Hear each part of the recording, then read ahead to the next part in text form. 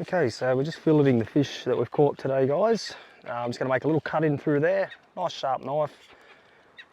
Slide the knife along his backbone just like that. Once you get down to the tail section all the way through, peel the fillet up. Just score the knife along his frame. When you get to the rib cage, there's a set of pin bones in there. Just punch through those with your knife and then run down along his rib cage.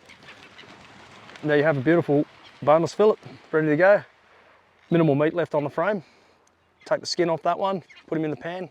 Beautiful.